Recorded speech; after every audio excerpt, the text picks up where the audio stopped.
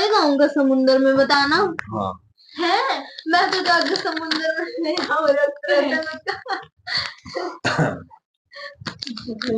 तो mentally prepare मैं भी अपने वो मूवी वाले हीरो की तरह ही हूँ, सूरज के आगे रखूंगी। क्या रखेगी? व्रत रतन को, फिर क्या उससे क्या होगा, और फिर उससे सारे पेड़ उड़ा दूंगी। रिकॉर्ड हो गया। फिर वो बताएंगे। डालूंगा। तुमने देख बड़ा हरमन कर रहे थे ना, ये सुन।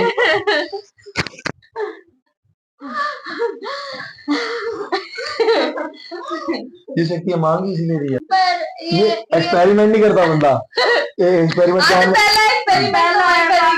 ये कहीं पावर बैक देखते हो कौन सी जगह तो पेड़ उठाने में किसी को थोड़ा ना लग रही है, कोई ऐसी पेड़ को तो लगेगी। अमेज़न फॉरेस्ट में चली जाऊंगी जहाँ कोई ना हो। तो पेड़ में भी तो जीवन होता है, सब कुछ होता है, वहाँ भी लाखों प्रकार के जीव जंतु रहते हैं। हाँ। पेड़ों के अंदर भी रहते हैं छोटे छोटे। तो उसको अपनी शक्ति से जिंदा कर दूंगी। पहले सोच बैठी है कि क्या क्या स्पेसिफिक होगा मेरी शक्तियों में, कि मैं इंसान तो नहीं कर सकती लेकिन छोटे छोटे जीव जंतुओं को कर सकती हूँ।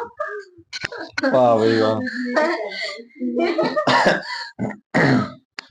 कर लें स्टार्टअप। और वैसे भी मेरे को मेरे अंदर इतने इमोशंस है कि मेरे को दिखेगा कि उनको इतना दर्द होएगा। हाँ, तो ऑलरेडी पहले ही फील हो जाएगा। हाँ, तो पहले ही मैं उस शक्ति को चल तेरे पास शक्ति आगे करेगी क्या? क्या तो रही है, अब क्या करेगी? मतलब अगर मेरे को ना, मैंने ना ये बहुत पहले सोचा था कि मतलब अगर मेरे पास शक्ति आ जाए ना, तो जैसे जो गलत काम हो रहे हैं ना, रेप वगैरह, तो इन रेपिस्ट के सारे जो सबूत है ना, जो इन्होंने पैसे देके कैसे भी वो करवा रखे, सबसे पहले इनके वही सबके सामने लेके आऊंगी और इनको मरवाऊंगी। और बुरे लोगों के लिए। और एक और सोचा था कि जैसे मतलब जो ये लोग है ना, जो दूसरों की आत्माओं को दुख पहुंचाते हैं या फिर ये जो अपने काला जादू करते हैं दूसरों के ऊपर, ये शैतानी चीजें, इनको भी मरवाऊंगी। अब करूँ स्टार्ट वीडियो? नहीं, पर मैंने ये तो नहीं सोचा था इन्हें मरवाऊंगी, सोचा था अपनी शक्ति से इनमें इतनी पॉजिटिविटी भर दूंगी कि भगवान से माफी मांगेंगे। फिर अच्छे चलो अब वीडियो स्टार्ट करते हैं, ठीक है? चलो स्टार्ट करो। रिकॉर्ड क्यों किया मैंने ये बात? नहीं की बाबू, माइक बंद था, बोन क्यों? तो उसमें तो हो रहा ना वीडियो में। वो तो खाली हिल रही है तो बस। सच में माइक के बिना आवाज नहीं जाती वहाँ। हाँ, फिर जो मेरा भी ऐसे करके देना माइक वाला। ठीक है, अब शुरू करो। और मैंने अपने चैनल का नाम सोचा है क्या? ये बात तो जाते ही करेंगे, तेरे घर करेंगे। ठीक है, स्टार्ट करते हैं फिर। तो दोस्तों आप सबका एक बार फिर से स्वागत है हमारे YouTube channel the Indian saga पर। और अब जिस वीडियो पर रिएक्शन करना है, हमने जो कुरान पारा 20 का रखा था, तो उसके अंदर करून का खजाना, जैसे करून जी का जिक्र था, करून जो भी थे, मैंने थोड़ा सा तो पढ़ा है कि मूसा जी के टाइम के अंदर ही ऐसे व्यक्ति रह चुके हैं, मतलब शायद वो रिच थे या उनके पास बड़ा खजाना था, कुछ ऐसी थी उनकी स्टोरी। ठीक है, तो परमात्मा ने उस पर अजाब लेकर आया था, मतलब परमात्मा ने उनको दंडित किया था, कुछ भी किया था। तो ये उनकी स्टोरी के बारे में, जिनको हम अली मिर्जा जी से सुनने वाले हैं। तो आगे बढ़ने से पहले लाइक सब्सक्राइब और शेयर करते रहिएगा।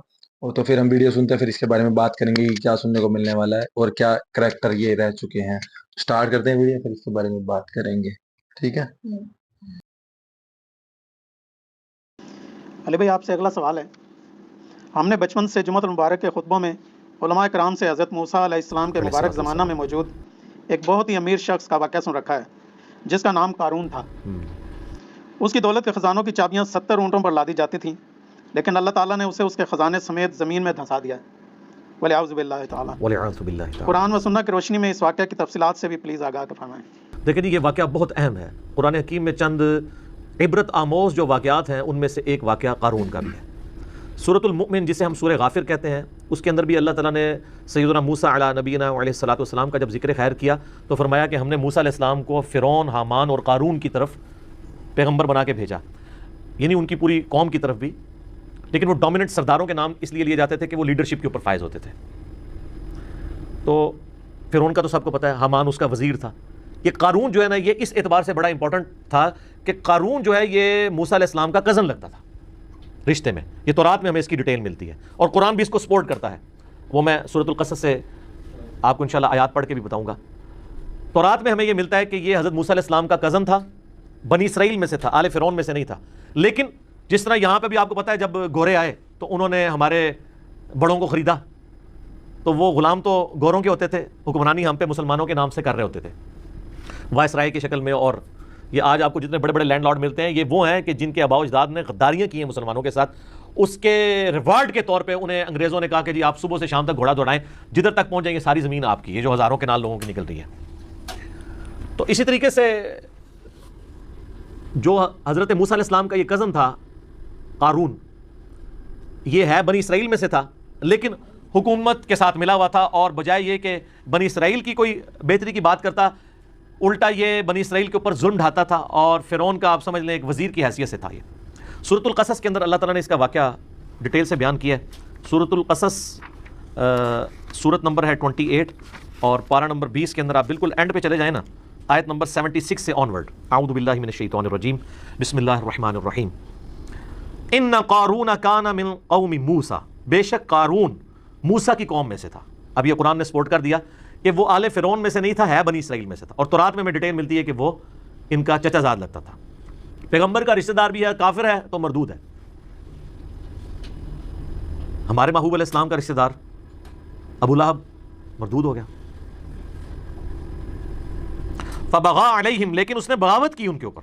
व आतैनाहु मिनल कुनूज़ि मा इन्ना मफातिहहु लतनू बिल उस्बती उलिल कुव्वा। अल्लाह फरमाता है हमने उसको ऐसे ख़जाने दिए थे कि जिसकी चाबियाँ एक बहुत बड़ी जमात उठाती थी।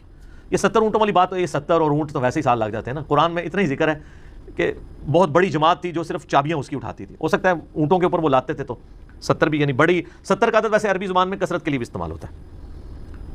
इज़ क़ाल लहू क़ौमुहु ला तफ़रह, जब उसकी कौम ने उससे कहा कि मत शेखी बिगाड़। इन्नल्लाह ला युहिब्बुल फ़रिहीन, बेशक अल्लाह ताला शेखी बिगाड़ने वाले को पसंद नहीं करता। दौलत आती है तो शेखी तो फिर बिगाड़ता ही है ना इंसान, इल्ला माशाअल्लाह। वब्तगी फ़ीमा आताकल्लाहु दारल आखिरा, और जो अल्लाह ने तुझे इतना माल दिया है इससे आखिरत की ज़िंदगी तलब कर, मुराद के अल्लाह की राह में खर्च कर। जो बुखारी मुस्लिम में हदीस है कि इंसान कहता है मेरा माल मेरा माल मेरा माल, हालांकि तेरा माल तो वो है जो तूने खा के ख़त्म कर लिया या पहन कर बोसीदा कर लिया, बाकी तो तेरे वरसा का माल है। या फिर तेरा माल वो है जो तूने अल्लाह की राह में खर्च करके आखिरत के लिए महफूज कर लिया। तो नबी इस्लाम फरमाया तुम्हारा माल 3 किस्म का है, खा पी लिया, पहन लिया, या अल्लाह की राह में खर्च करके क़यामत के दिन के लिए महफूज कर लिया, बाकी तुम्हारे वरसा का माल है। एक और हदीस है बुखारी मुस्लिम में, नबी सल्लल्लाहु अलैहि वसल्लम ने फरमाया इंसान के 3 दोस्त हैं, 2 दुनिया में रह जाते हैं, सिर्फ एक ही कब्र में जाता है, उसका माल और उसके रिश्तेदार वो कब्र से बाहर रहते हैं, उसके अमाल 7 कब्र में जाते हैं। तो अमाल में ज़ाहिर है जो माल उसने खर्च किया होगा वो 7 कब्र में जाएगा, बाकी माल बाहर रह जाएगा। एक और हदीस है बुखारी मुस्लिम में, नबी सल्लल्लाहु अलैहि वसल्लम ने फरमाया इब्ने आदम के पास अगर सोने की 2 वादियाँ हों तो वो ख्वाहिश करेगा मेरे पास तीसरी भी आ जाए, इसका पेट सिर्फ कब्र की मिट्टी भरेगी। इसीलिए बुखारी और मुस्लिम दोनों में आता है, नबी सल्लल्लाहु अलैहि वसल्लम ने फरमाया ऐ अल्लाह मोहम्मद और आले मोहम्मद सल्लल्लाहु अलैहि वसल्लम को बस इतना ही रिस्क देना कि उनकी रूह और जिस्म का रिश्ता बरकरार रहे, यानी सबसिस्टेंस लेवल के ऊपर। और एक और हदीस बुखारी और मुस्लिम में, और ये मज़े की बात है जितनी मैंने हदीसें बयान की ये मुत्तफ़क़ुन अलैह हैं, बुखारी में भी है मुस्लिम में भी, ये कहानी शरीफ नहीं है, बेस्ट किताबें जो हैं उनमें। और वो है वाक़या ईला वाली हदीस, जो नबी इस्लाम 1 महीने के लिए अपनी बीवियों से नाराज़ हो गए थे इस बात के ऊपर कि उन्होंने ज़्यादा नानो नफ़का डिमांड किया था। ज़्यादा क्या था, कुछ भी नहीं था ज़्यादा, लेकिन वो नबी इस्लाम के फ़क्र के एतबार से ज़्यादा था। तो सूरतुल अज़ाब की आयत नाज़िल हुई कि अपनी बीवियों को इख्तियार दें कि मैं तुम्हें माल दे के छोड़ देता हूँ, और अगर तुम अल्लाह और उसका रसूल और आखिरत का घर चाहती हो फिर इसी गुर्बत में नबी इस्लाम के साथ गुजारा करना है। फिर हुज़ूर ने एक बीवी को आके ऑफ़र दी, सब ने अल्लाह और उसके रसूल को चूज़ किया, अल्हम्दुलिल्लाह। तो उस हदीस में आता है वो जो नबी इस्लाम 1 महीने तक नाराज़ होकर अपनी बीवियों से छत पर चले गए, तो हज़रत उमर फ़ारूक जब मिलने के लिए गए तो नबी इस्लाम एक चटाई पर लेटे हुए थे, आपके ऊपर कुर्ता भी नहीं था, सिर्फ तहमत बांधी हुई थी। उठ के बैठे तो चटाई पर जब निशान चटाई के जिस्म पर देखे तो हज़रत उमर की आंखों से आंसू निकले। कहा या रसूलल्लाह, आप अल्लाह के रसूल हैं और कैसर किस तरह दुनिया के मज़े लूट रहे हैं, इतनी बड़े बड़े उनके महलात हैं और आप तो अल्लाह के रसूल हैं, यानी आपको ही सब कुछ मिलना चाहिए था। तो नबी इस्लाम ने बहुत ज़बरदस्त जुमला बोला, आप फरमाया उमर लगता है कि दुनिया की हकीकत अभी भी तुझ पे नहीं खुली, क्या तुम इस बात पे खुश नहीं हो कि कैसर और किसरा यानी रोमन और पर्शियन अंपायर के जो शहनशाह हैं वो दुनिया के मज़े लूटें और हम आखिरत की सादत लूट लें। अंदाज़ा करें आप। हज़रत उमर को कहा जा रहा है अभी लगता है दुनिया की हकीकत तुम पे नहीं खुली, लेकिन सर इस वाक़े के बाद फिर हज़रत उमर पे खुल गई। सर फिर उनका डंडा इतना सख्त था कि जितना अरसा वो रहे हैं ना खुद आराम खाया ना किसी को खाने दिया, इसलिए अल्लाह ताला ने उनके दौर में रोमन्स और पर्शियंस को गिराया। ठीक है, तो जिन्होंने हुजूर की सोबत की हुई थी उनको पता था कि नबी इस्लाम की ज़िंदगी कितनी फ़क्र में गुजरी है, उनको दुनिया का माल धोखा नहीं दे सकता था। बहरहाल उस वाक़े की तरफ वापस आए, सूरह क़सस वाला। तो उसके साथियों ने कहा कि तुझे जो अल्लाह ने दिया है ना इससे आखिरत तलब कर, वला तंसा नसीबका मिनद दुनिया, और दुनिया में भी जो तूने खर्च करना है अपने लिए लोगों के ऊपर उसको भी बेशक मत भूल। हम ये नहीं कहते कि सब कुछ अल्लाह की राह में ही खर्च कर दे, अपना भी हिस्सा ले उसमें से।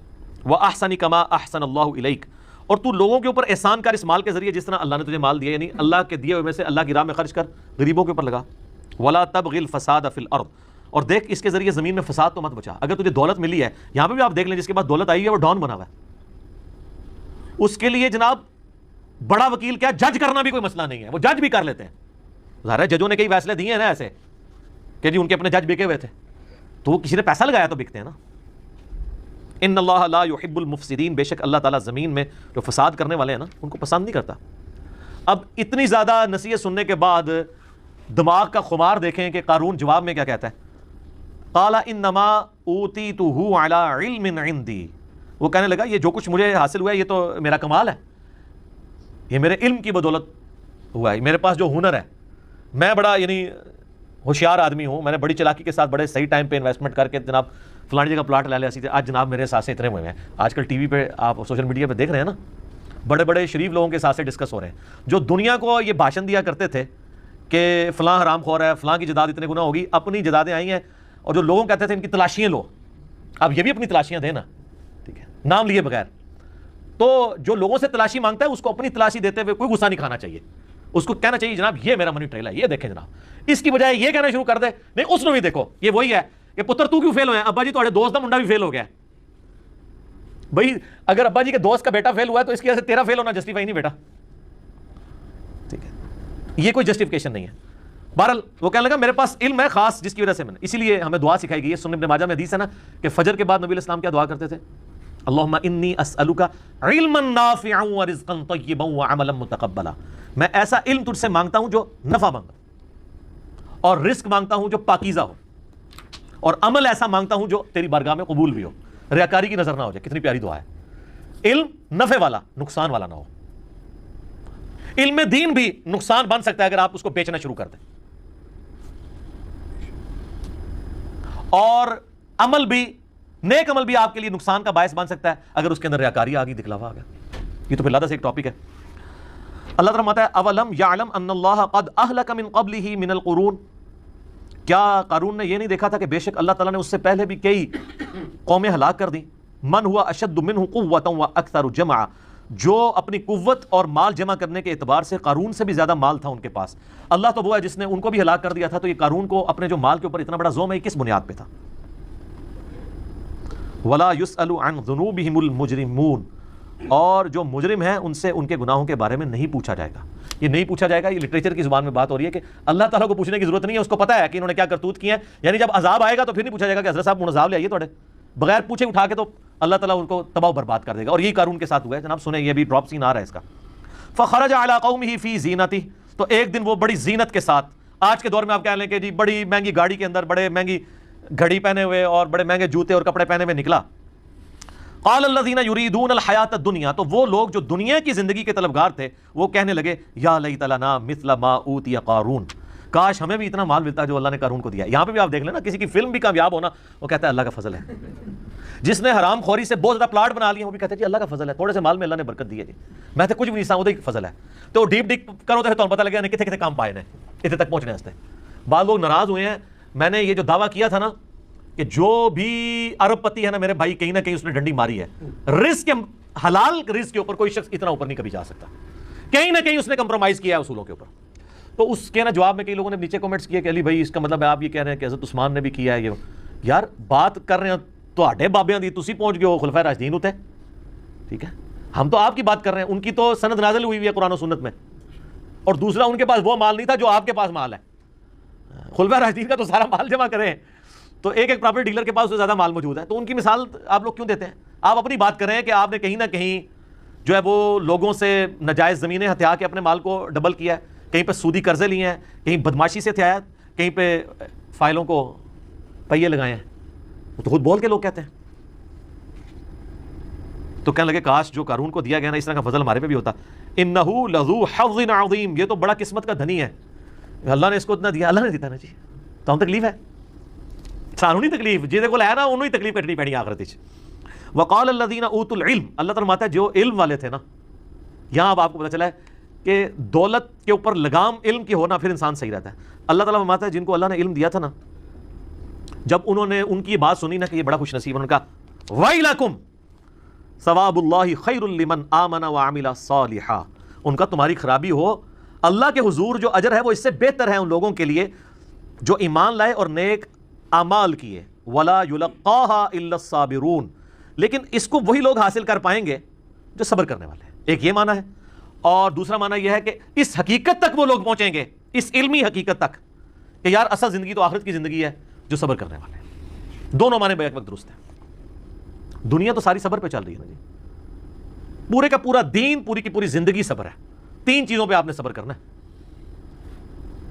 अल्लाह की तरफ से शरीयत की पाबंदी जो है ना उस पे सब्र करना है। फजर के वक्त उठना, सर्दियों में गुस्ल करना, गर्मियों के रोजे रखना, सब्र करना पड़ेगा। दूसरा सब्र है हराम खोरी से बचना, हराम कामों से बचना। निगाहों की हिफाजत करने के लिए आपको हराम से बचने के लिए सब्र करना पड़ेगा, अपने नफ्स पे जबर करना पड़ेगा। रिज़्क़ के हराम से बचने के लिए सब्र करना पड़ेगा। और तीसरा सब्र है अल्लाह की तरफ से आई हुई तकलीफ के ऊपर सब्र करना, वो तो सबसे मुश्किल काम है। जाहिर है कि रिज़्क़ हलाल में फिर आप अयाशी की ज़िंदगी नहीं गुजारेंगे, दो में जानी मुट्ठे बाहू, इंज नहीं होएगा। फ़ख़सफ़ना बिही व बिदारिहिल अर्द, तो अल्लाह ताला हमारा हमने उसको उसके महल समेत, खजाने समेत ज़मीन में धसा दिया। फ़मा कान लहू मिन फ़िअतिन यंसुरूनहू मिन दूनिल्लाह, फिर उसके पास कोई ऐसी फ़ौज नहीं थी, कोई ऐसी जमात नहीं थी जो अल्लाह के मुकाबले पे उसकी मदद कर सकती। वमा काना मिनल मुंतसिरीन, और ना ही वो बदला ले सकता था कोई अल्लाह ताला से उसके इस मामले में। सर वो तीसरे पारे के एंड में भी आया ना, अल्लाह फरमाता है हमने कौमे समूद को तबाह कर दिया, वला यखाफु उक़बाहा, और हमें कोई डर नहीं है अगर हमने किसी को बर्बाद कर दिया कि कोई आके हमसे बदला ले लेगा, क्योंकि हम जिसको कर गुजरे तो हमसे तो कोई नहीं पूछ सकता। ये वही चीज़ है, अल्लाह ताला हमारा कोई उसकी मदद नहीं कर सकी जमात। अब आगे देखें क्या हुआ। व अस्बहल्लज़ीना तमन्नऊ मकानहू बिल अम्स, वो लोग जो कल तक ये तमन्ना कर रहे थे कि यार साढ़े को भी कारून जितना माल होता, अल्लाह ताला अगले दिन क्या हुआ, यक़ूलूना वैका अन्नल्लाह यबसुतुर रिज़्क़ लिमन यशाअ मिन इबादिही व यक़दिर, वो कहने लगे हाय अफसोस, भाई अल्लाह ही है जिसके लिए चाहे रिज़्क़ को कुशादा कर दे और जिसके लिए चाहे रिज़्क़ को तंग कर दे। लौला अम्मन्नल्लाहु अलैना, अगर हम पे अल्लाह का फजल ना होता, लखसफा बिना, तो हम भी जमीन में दसा दिए जाते। वो लोग जो कल कह रहे थे हमें भी इस तरह की दौलत, शुक्र है जनाब असीं भी जमीन में दसा दिए गए। एक दिन बाद ही रिजल्ट जब सामने आया ना, सर यही होना है जो मौला अली का कॉल है कि इंसान सोया हुआ है, जैसे ही मरेगा जाग जाएगा। ओ ये क्या हुआ, ये दुनिया में अल्लाह ने उनको जगाया। एक दिन पहले कह रहे थे हमें भी करूं जैसी दौलत मिले, और अगले दिन क्या कह रहे हैं, शुक्र है यार असीं गरीब ही चंगे हैं। ये तो मारा गया अपनी दौलत समेत, वो दौलत उसको बचा सकी नहीं। वही का अन्नहु ला युफ्लिहुल काफिरून, हाय अफसोस कभी भी नाशुक्रे लोग कामयाब नहीं हो सकते। यहाँ कुफर से मुराद नाशुक्रे लोग हैं, नहीं नाशुक्री है ना, अल्लाह ने रिस्क दिया था, अल्लाह ने नेमतें दी थी, आपने अल्लाह की राह में खर्च नहीं की, अपनी याशियों के ऊपर खर्च की हैं, तो ये नाशुक्री है। ये अजानें शुरू हो जाती हैं इंशाल्लाह, बकिया के सवालात अजान के वक्फे के बाद इंशाल्लाह।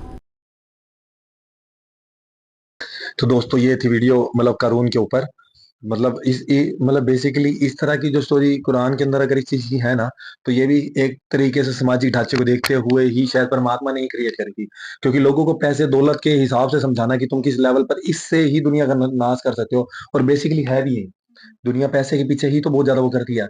सबको पैसा खजाना मीन्स पेट्रोलियम हो गया, नॉर्मल धन दौलत, हीरे जवाहरात रिलेटेड जो भी आर्टिफिशियल चीज जो आपको बेनिफिट दे सके, सम्मान दे सकती हैं, समाज की हर चीज उपलब्ध करवा सकती हैं, उनसे रिलेटेड ये बात थी, जो कि एक तरह से मैसेज जरूरी था कारून का, इसलिए शायद जिक्र किया गया होगा कि जब भी लोग आने वाले जमानों में पढ़ेंगे तो वो सीखेंगे। तो सबसे पहले तो मेरे को इनकी बात सबसे अच्छी लगी कि जैसे इन्होंने कहा था ना कि गोरे जब यहाँ पे थे तो वो लोगों को रिवॉर्ड देते थे कि भाई जहां तक घोड़ा दौड़ाएगा, आपको ही पता होगा, ऐसा हमने भी सुना था, हम इसका से बहुत पहले से जब देश की आजादी वाली बातें हुई थी कि ये जो लोग गद्दार जैसे समाज के गद्दार होते थे, या ये लगा लो जो उनके जैसा मिली तो ऐसी छोटी मतलब छोटी सोच के लोग हो गए। छोटी जाति में छोटी सोच, हाँ जिनकी सोच छोटी है, जो गरीब हैं या जो गंदे टाइप के लोग हैं, जिनको सिर्फ ये है कि हम मतलब अपने लालच हद से लालच ज्यादा है। हम अपने काम निकलवा लें। वो लोग कहते थे मैं से जो मर्जी करवा लो गुलामी में। तो वो लोगों ने जब उनके काम किए तो उन्होंने रिवॉर्ड में जो लोग जमींदार वगैरह जो भी रहे होंगे उनकी जमीनें खोस ली, उनको दी जा जहां तक तेरी, बस हमें ये चीज प्रोवाइड करवा दो जो हाँ, भी वो करो। उनकी तो ऐसा हुआ था, ऐसे यहाँ पर भी हाँ बंदी ठीक है कि भाई आर्टिफिशियल चीजें तो एग्जिस्ट नहीं करती ना। हमें तो उतना चाहिए जितना हमारे जीवन जीने के लिए हमें जरूरी है, एक शरीर के लिए भी और वैसे भी। जैसे हमने हजरत उमर जी का एपिसोड देखा था, उसमें उन्होंने कहा था कि वो तो एक जमीन पर सोए थे जब उनको बुलाने के लिए गए थे, भाई आप वहां पे जाओ महल में सब कुछ करो, जो उन्हें बुलाया था चर्च के अंदर, ये जेरूसलम के अंदर। तो उन्होंने कहा था ना कि वो ऐसे जमीन पे सोए थे नॉर्मल। तो मतलब इनकी जो बात कहने का है ना वो ये इस तरीके से है कि इंसान का पास जो पैसा होता है ना, उससे अगर उसके ऊपर इल्म ना हो, मीन उसको ज्ञान ना हो, नॉलेज ना हो ना, अंकुश ना हो उसके उसके ऊपर, तो उसी पैसे से वो अहंकार वश लोगों के मनों की कंडीशन, लोगों की बेइज्जती करना, जमीन पर जो फसाद करता है, प्रोवाइड करवाता है, जो कलेश करवाता है, जो भी पैसों से जो भी चाले चल के वो कर सकता है तो वो सब कुछ करेगा।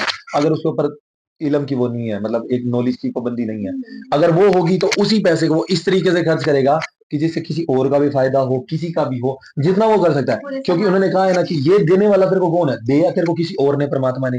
बेशक जरिया कुछ भी बनाओ, दिया तो भगवान ने। अब चीज भगवान की तेरे पास पहुंचे तो उसी तरीके से आगे पहुंचाओ, वो भी परमात्मा के बंदे हो, परमात्मा के उसके पास। तो ये एक मतलब एक मैसेज था जो क्लियर किया जाता है, जो बार बार हाँ। और लोगों ने ऐसी विश भी करी थी कि जैसे कारून को मिला ना खजाना, परमात्मा ने इतना इसको, हम लोग कहते भी हैं कि इसको तो इतना सब कुछ मिल गया है, मेरे को क्यों नहीं मिला, हम ऐसे कहते हैं ना। पर एक्चुअली कारून के साथ जब एट लास्ट उसका पैसा उसको नहीं बचा पाया, वो जमीन समेत, सपोज कर उसकी कोई बिल्डिंग होगी उस समय तो वो भूकंप में ऐसे दफन हो गया होगा, कुछ भी ऐसी कंडीशन हुई होंगी। तो लोगों ने कहा होगा ना कि हम यार, मैं जैसे मान लो कि मैं किसी दीवार के पास बैठा हूँ, बीच में हमने एक वीडियो देखी थी, कुछ लोग दीवार के पास बैठे थे और वो एक बंदा साइड में जस्ट एकदम खड़ा होकर चला गया किसी काम से, और वो दीवार उनके ऊपर गिर गई थी, वो सारे उनमें बच्चा भी था, तो वो मर गए थे। तो उसने क्या कहा होगा कि परमात्मा भाई शुक्र है मैं 2 मिनट के स्वाद में या बातों में या कुछ खाने के लिए उनके साथ नहीं बैठा। तो ऐसे लोगों ने उनको कहा होगा कि भाई परमात्मा तेरा शुक्र है कि तूने जब मेरे को गरीब बनाया, मैं कम से कम बैठा हुआ था, आज मैं तेरे नाम को जप सकता हूँ, सब कुछ कर सकता हूँ। एटलीस्ट मेरे को पैसा होता, मैं तो बिना जब मर चुका होता। मैं तो अपने बिना परमात्मा के ज्ञान को जाने मर गया होता भाई, ना मैंने अखीर का सोचा, वो तो ऐसे ही मर गया उस बेकावे में, उस घटियापन के साथ, अपने उस पैसे की सोच के साथ, आर्टिफिशियल चीजों के लिए मर गया वो तो। पर हमने इससे मैसेज ये लिया अभी, इस तरीके की बात थी। तो ये था मेरा मैसेज। आप बताओ आपने क्या सीखा, क्या समझा इससे? ये एक मैसेज था सोशल। तो इसका बहुत ज्यादा अच्छा कंक्लूजन निकला है। और सबसे बड़ी ये बात है, चाहे हमारे पास कितना भी पैसा हो, हम इस दुनियादारी की माया, हम बड़ी से बड़ी चीज जो इस दुनिया में है वो खरीद सकते हैं, लेकिन जो परमात्मा होता है ना, और जो उनके नियम होते हैं, और उनकी जो नॉलेज होती है, जो उनका प्रकाश होता है, हम उसको कभी भी नहीं खरीद सकते। और जो करुण थे उनको परमात्मा ने इतना पैसा इसलिए ही दिया होगा, उनके पिछले कर्मों के हिसाब से, मतलब उन्होंने किसी का कुछ भला किया होगा, इसलिए दिया होगा कि वो उस पैसे को दूसरों की मदद में भी लगा सके और साथ साथ खुद अपनी जिंदगी भी अच्छे से जिए। लेकिन उनके पास इतना इल्म या फिर नॉलेज नहीं थी, तो उन्होंने इस चीज का गलत यूज किया।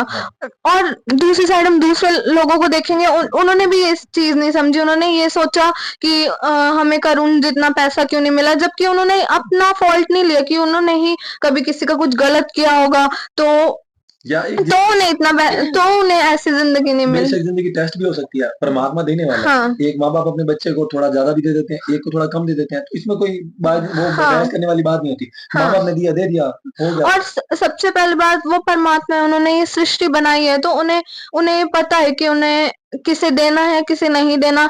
उन्होंने जो पहले कुछ किया होगा उसी के हिसाब से ही उन्होंने उनमें वो चीजें बांटी होंगी। तो हमारे पास जो है ना, हमें उसमें खुश रहना चाहिए।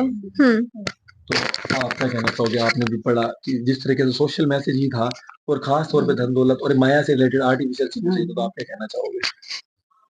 पूरी की पूरी वीडियो सुन रहे थे तो उसमें हर जगह पे यही आया था कि हमारा सामाजिक रहन सहन बिहेवियर कैसा होना चाहिए। जैसा कि उन्होंने बोला था कि ऐसे ऐसे लोग भी थे कि जो उनके साथ अंग्रेजों के साथ लगा ले या किसी के साथ मिलके भी मतलब अपनों के साथ ही किस तरह से गद्दारी करते हैं। तो मतलब कि और उसके बाद उन्होंने एक और चीज बोली थी कि अमल इंसान के अमल साथ जाने हैं, ना कि ये पैसा साथ जाना है। तो जो हमारे किए हुए अमल हैं वही हमारी कब्र में हमारे साथ दफन होते हैं। कहते हैं ना कि किसी भी इंसान की अच्छाई बुराई देखनी हो तो उसकी अर्थी के साथ चलो तो तुम्हें पता चल जाता है कि उसकी अर्थी के साथ चलने वाले ये लोग क्या कह रहे हैं। कोई बुरा आदमी मरता है तो कहते हैं ना कि पीछे चलने वाले आपस में खुसर पुसर करते हैं, चंगा होया दुनिया तो गांद निकलिया, मतलब कि ऐसी ऐसी। और अगर कोई अच्छा चला जाता है तो सभी बोलते हैं कि परमात्मा इसको अपने चरणों में स्थान दे, दुनिया में कितना अच्छा इंसान था, ये वो। तो इंसान के अमल ही इस दुनिया में रह जाते हैं और इंसान के अमल ही इस दुनिया में से इंसान के साथ जाते हैं, उसके साथ भी जाते हैं, उसके पीछे भी रहते हैं। तो इंसान को अपनी जिंदगी में यही नेकियां, कहते हैं ना प्रभु मांगेगा जवाब, नेकियां कमाइए।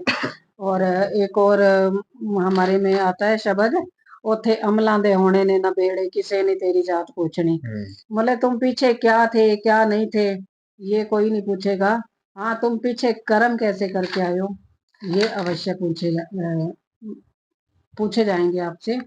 पता क्या था, और एक और चीज मैं कहना चाहूंगी, जैसे जब किसी इंसान की डेथ हो जाती है, मतलब किसी भी पर्सन के पास बहुत ज्यादा पैसा होता है तो वो कितना ज्यादा घमंड करता है ना कि मेरे पास कितना पैसा है, लेकिन उसकी डेथ हो जाने के बाद जो भी उसके क्रियाक्रम के पैसे हैं वो उतने ही उसके अंदर भी उसके डेथ पे भी लगते हैं जितने उस गरीब इंसान के डेथ पे लगते हैं। तो जब कोई इंसान जाता है ना उसके साथ सेम वही सलूक होता है जो उस गरीब इंसान के साथ सलूक होता है। हाँ बेसिक। तो हमें इस मायावी दुनिया का धनी नहीं बनना चाहिए, हमें कर्मों का धनी बनना चाहिए, एक्शंस का। बिल्कुल वही, और वही बात है ना, करुण को भी एक तरह का अहंकार भी था ना कि जो कमाया मेरे को परमात्मा ने नहीं दिया, ये मेरी ही कलाकारी थी, कि ये मेरी ही कलाकारी थी जो मैंने किया, सब कुछ किया, ठीक है।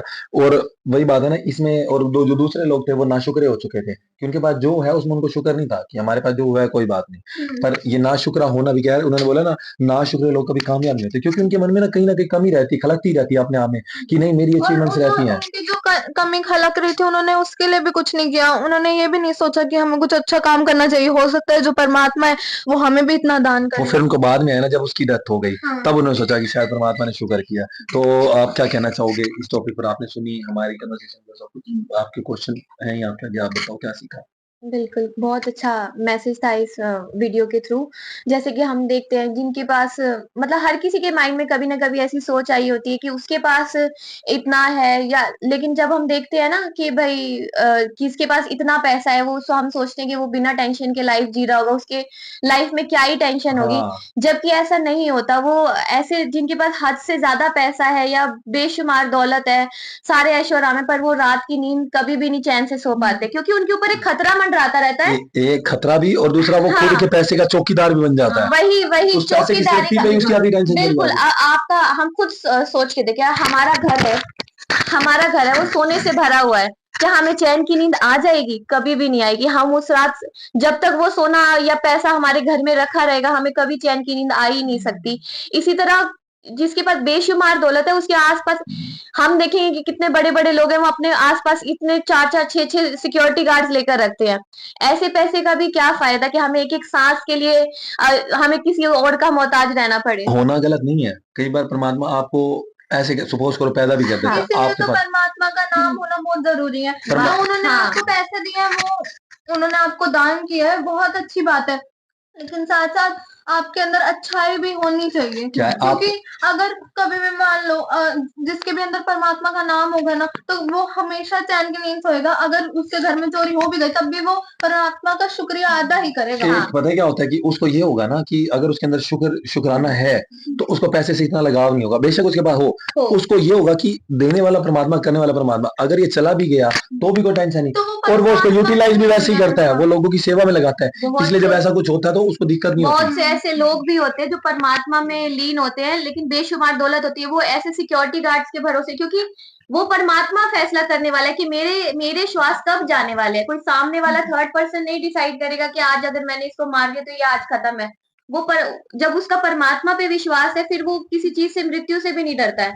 वो खुली सड़कों पे आराम से चलता है, चाहे उसके पास मृत्यु से डरना ही क्या है। मतलब कहते हैं ना सच ही कड़वा होता है, मृत्यु ही तो सत्य है। ये तो जो हम माया में जी रहे हैं ये सब तो झूठ है। और दूसरी बात, जब हम किसी को देखते हैं कि किसी के पास बहुत परमात्मा की कृपा हो रही है या धन दौलत की बारिश हो रही है, हम ये सोचते कि इसने ऐसे कौन से अच्छे कर्म करे हैं जो इसको ये सब मिल रहा है, लेकिन हम ये नहीं सोचते कि शायद इसने कोई बुरा कर्म करके वो चीज, किसी का हक छीना हो, किसी को पीड़ा दी हो, शायद किसी को मारा हो, किसी का हक छीन के वो पैसा अपने पास जोड़ा हो। हम ये चीज कभी भी नहीं सोचते, चाहे वो उसके वो दौलत या शोहरत उसके अच्छे कर्मों का फल हो या उसके बुरे कर्मों का, वो उसको भुगतना ही है।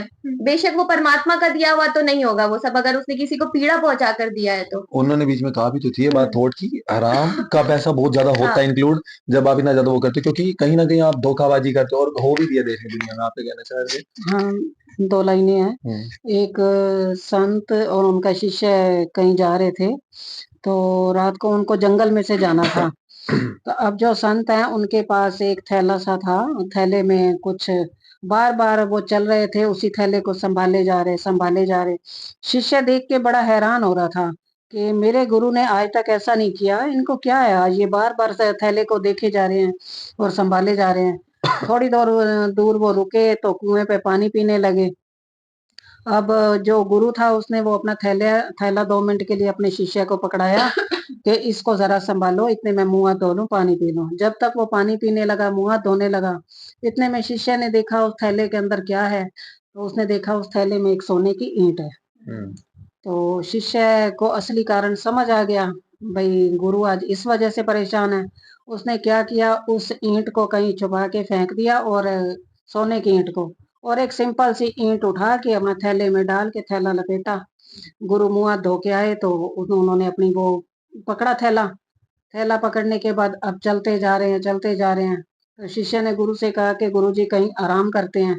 कहता है यहाँ तो बहुत घना जंगल है, तो जंगल में चोर डाकू लुटेरे भी होते हैं, ये है, तो जंगल में तो भाई डर लगेगा।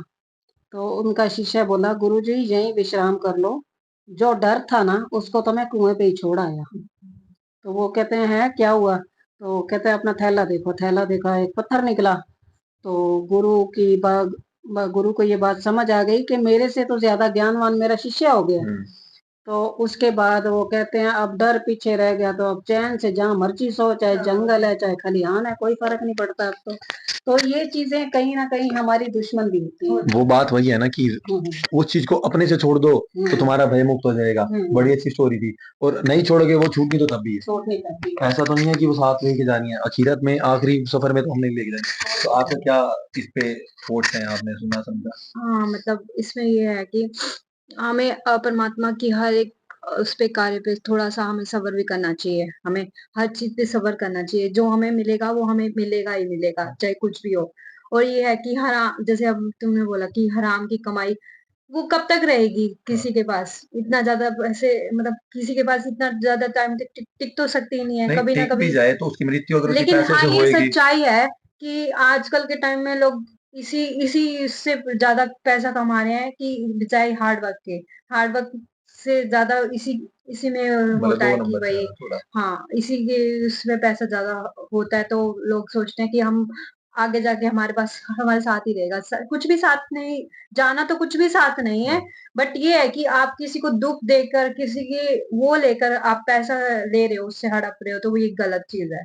इस चीज़ को कभी नहीं करना चाहिए। तो बस यही थॉट्स थे, और हम वही बातें करते जाएं, बातें तो बातें खत्म होने वाली नहीं है, टॉपिक ही ऐसा है। तो हमें अपने आप से समझना होता है, ये सुन के हम भाई ऐसे है ना। बस लास्ट चीज़ कहनी है मेरे को। जो लोग होते हैं ना वो इस नज़रिए से देखते हैं कि उसको इतना क्यों दिया और हमें इतना क्यों नहीं मिला। वो इस नज़रिए से नहीं देखते कि हो सकता है भगवान ने उसको चुना हो कि वो चीज़ उस चीज़ का आराम लेने के लिए, उस चीज़ का आराम दूसरों को बाँटने के लिए, लेकिन वो स्वयं का भला नहीं करते। वो यही सोचते-सोचते खुद भी परेशान होते रहते हैं। आप मेंटली सेटिस्फाई हो जाते हो ना, जैसे कि मम्मी ने स्टोरी सुनाई कि आप डर कोई पीछे छोड़ा है, जो चीज आपकी चिंता का कारण बन रही है, चिंता से आपका शरीर परिवर्तित हो रहा है, आप ना अच्छे काम कर पा रहे हो ना कुछ भी कर पा रहे हो, तो जो चीज है उसको मत दफना के आ जाओ। मैसेज यही था। हाँ।